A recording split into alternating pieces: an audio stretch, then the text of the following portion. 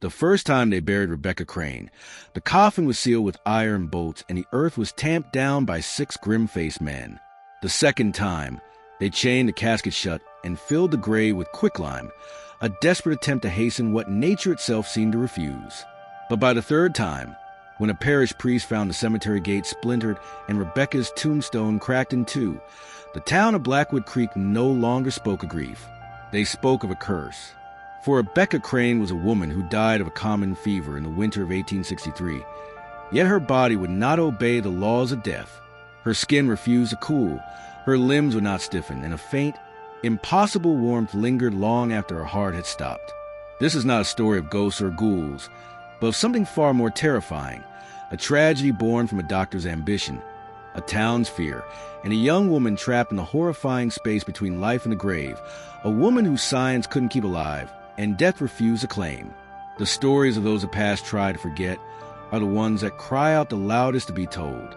If you believe these histories deserve a voice, press the like button and subscribe for more true stories that claw their way back from the silence. The world had shrunk to the 4 walls of Rebecca Crane's bedroom. It was a world that smelled of boiled linens, stale air, and the cloying sweetness of decay that clung to the living long before death arrived. Outside, the winter of 1863 held Blackwood Creek in a fist of gray ice, but inside, the air was thick with fever heat. The only sounds were the slow, solemn tick of a grandfather clock in the hall and the rasp of Rebecca's breath. Each pull a shallow, stuttering effort. Each release a sigh of surrender. Standing over her bed was Dr. Alistair Finch, a man whose starched collar seemed to be the only rigid thing in the room. He was a physician, but in the dim light, he looked more like a priest administering last rites. For weeks, he had fought the fever with every tool his black bag afforded him. Quinine, cold compresses, whispered assurances. But the fever was a relentless tide, and it was pulling Rebecca under. Dr. Finch felt a familiar chill of failure creeping into his own bones, a cold he remembered from the cholera outbreak 5 years prior, a season of digging graves that hollowed something out of him. He would not let it happen again. Not this time. His gaze shifted from the pale, sweat-sheen face on the pillow to a small, cork-stoppered vial in his hand. It contained a solution of his own design, a radical compound of silver nitrate and belladonna, a preservation agent. He told himself it wasn't a cure, but a pause, a way to hold the body in stasis, to keep the cellular structure from collapsing until he could find a way to reverse the sickness. He had promised her parents he could save her, and in the suffocating silence of that room, he decided he would keep that promise, no matter the cost. With hands that did not tremble, for they were guided by a conviction that bordered on madness, he drew the pale, opalescent liquid into a glass syringe.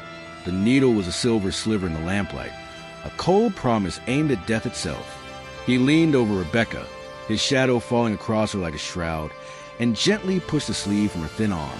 The skin was almost translucent, a canvas of faint blue veins. "This is not the end," he whispered, the words more a prayer to science than a comfort for the girl whose spirit was already halfway out the door. "I will bring you back." He administered the serum with a surgeon's precision. For a moment, nothing happened. The clock in the hall continued its relentless march. And then Rebecca's breathing, which had been a ragged battle for hours, simply ceased. There was no final shudder, no dramatic gasp for air. There was only an exhale that did not find its inhale. The fever had done its work. Dr. Finch pressed his fingers to her neck, finding no pulse. He held a small mirror to her lips, finding no mist of breath. He had failed. But as the minutes stretched into an hour, a terrible, triumphant awe began to stir within him. The warmth did not leave her skin. The subtle, rosy color did not drain from her cheeks. He had lost a patient, he realized, but he believed, in that horrifying moment of grief and discovery, that he had perfectly preserved a vessel. Silas Blackwood was a man who knew death intimately. For 40 years, he had been the town's undertaker, a solemn steward for the departed. He had handled the frozen bodies of trappers lost in the winter snows and the frail, withered husks of the elderly who had passed in their sleep. He understood the immutable laws of the flesh, the cold that settled deep in the bone, the rigor that stiffened the limbs into unyielding poses, the pale, waxy sheen that signaled the spirit's final vacancy. So when Dr. Finch delivered the body of Rebecca Crane to his table on a frigid afternoon, Silas expected the familiar rituals to begin. He lay her out on the cold marble slab, the air in his workshop heavy with the sharp scent of formaldehyde and sawdust. But as he began his work, a deep sense of unease settled over him. When he took her hand to cross it over her chest, it was not stiff or cold. It was pliable, moving with an eerie suppleness, and carried a faint, residual warmth that felt utterly profane.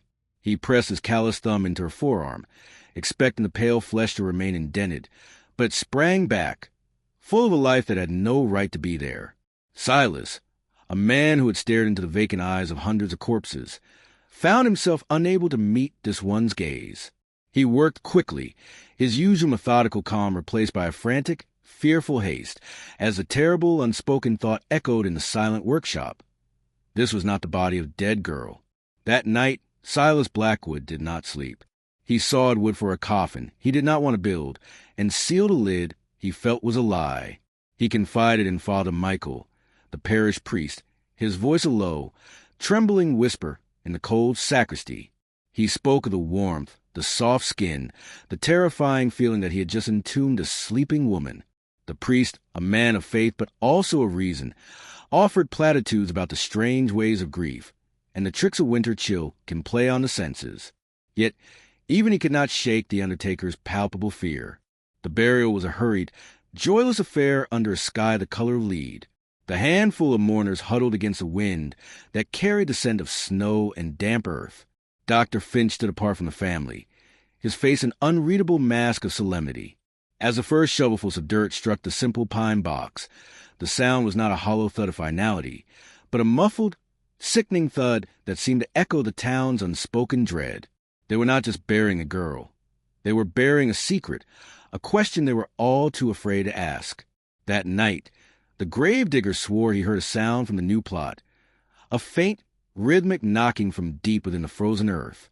He dismissed it as a trick of the wind, but in the morning he found the soil atop Rebecca's grave inexplicably disturbed, as if something from below had tried to push its way out.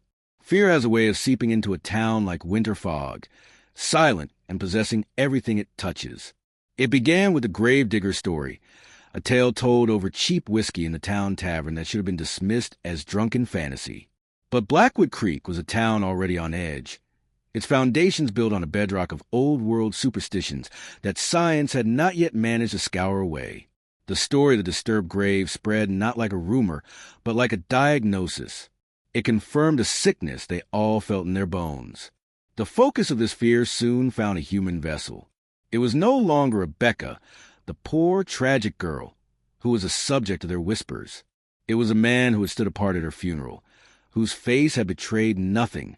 Dr. Finch, once a respected figure of learned authority, was now viewed with chilling suspicion. His nightly walks to the edge of the cemetery were no longer seen as acts of grief, but as a sorcerer returning to his unholy work. Doors that once opened for him now closed as he approached. Mothers pulled their children away from the street as he passed, their eyes filled with an accusation far worse than murder. Blasphemy. He was a man who had cheated death of his prize, and in doing so had invited something terrible to linger in their midst. The town had found its devil, and he wore a physician's coat. It wasn't long before the silent judgment found a voice, and that voice was the sound of a rock shattering the front window of Dr. Finch's clinic. One night, a crowd gathered, their faces monstrous in the flickering torchlight. They painted crude symbols on his door with tar and yelled accusations that blended science and scripture into a terrifying new vocabulary of damnation. Inside, Finch sat in the dark, listening to the roar of their fear. He was a prisoner in his own home, besieged by a terror he himself had created. He was a man of logic, of anatomy and chemistry, yet the evidence of his own senses tormented him. He didn't believe in ghouls or the undead, but he had created a body that would not decay. He had defied nature, and nature, it seemed, was now using the town to demand correction. The mob's fear was simple, primal. His was complex and far more chilling. He was haunted not by the supernatural, but by the catastrophic success of his own ambition.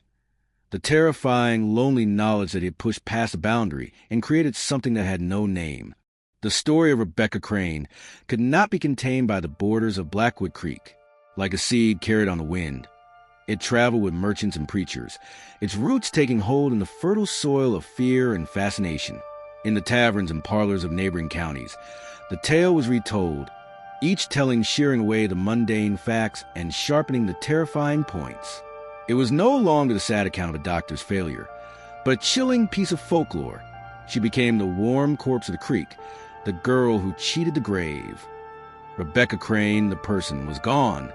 In her place was a legend, a human vessel for the deepest anxieties of an age caught between the pull of the old world and the terrifying promises of the new.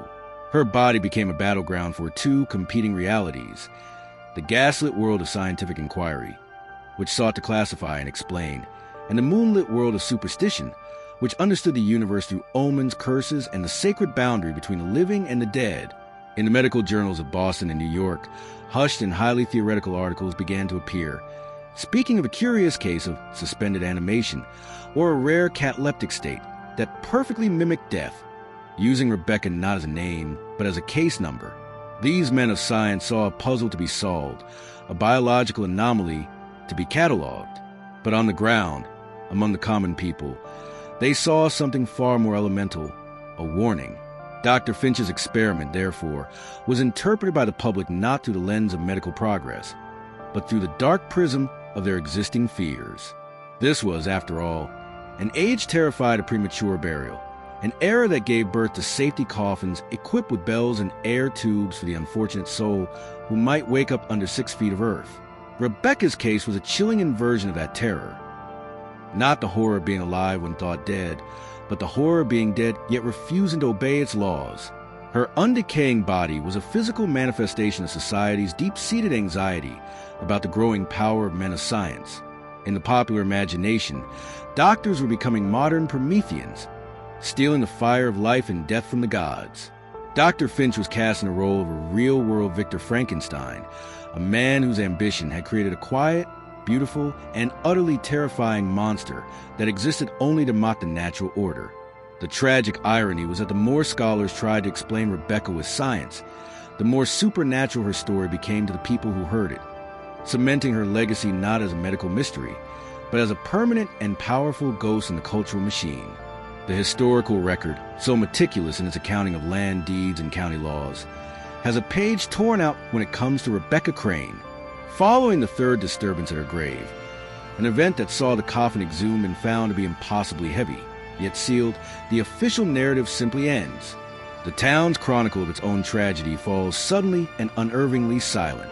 This silence became a canvas, and onto it, the people of Blackwood Creek and the generations that followed painted their most profound fears in the form of 3 competing legends. The first and most merciful was that Father Michael, seeing the town tearing itself apart, conspired with a few sane men to end the horror once and for all. They were said to have taken Rebecca's body to a hidden place in the woods and committed it to a great pyre, believing only fire can force the finality that the earth could not. They sought to purify the body and the town's soul with flame, leaving nothing behind but ash and a secret. The second tale was darker, whispering that Dr. Finch, driven mad by what he'd done, stole his creation. He was said to have spirited her away to a hidden cellar, determined to finish his work and restart the heart he had so perfectly preserved, a man eternally bound to the unblinking eyes of his quiet monster. The third and most chilling legend, however, is that nothing was done at all. In this version, the townsfolk, paralyzed by a fear too deep for action, simply reinterred the impossibly heavy coffin under a slab of unmarked granite, hoping that stone and soil could imprison what they could not understand. This is perhaps the most terrifying legacy. The idea that Rebecca Crane is still there, suspended in the cold, silent earth beneath Blackwood Creek, a perfect porcelain doll of a girl whom time cannot touch and the grave cannot claim. Weeks after the final burial, Dr. Alistair Finch disappeared. His clinic was found empty, his instruments gathering dust, his research notes reduced to a pile of indecipherable ash in the fireplace. He simply vanished, leaving behind only his infamy. As for the town, it began its own slow decay. The story became a poison in the soil, and Blackwood Creek slowly withered into a place of boarded-up windows and forgotten names, forever haunted by the memory of its most unusual resident. The story of Rebecca Crane is not truly about a body that wouldn't cool or a grave that wouldn't hold. It is about humanity's eternal, desperate war against its own mortality. She exists now only as a tragic monument to that ambition. A girl trapped not between life and death, but between the reach of science and the grasp of nature. Her silence asks a question that echoes through the decades. What is the price of cheating the end? And what new, unimagined hells do we create when we refuse to let the dead have their peace? For in a small, forgotten cemetery, under a blanket of earth and myth, lies the story of a woman whose science couldn't keep alive, and a tragedy that time could never bury.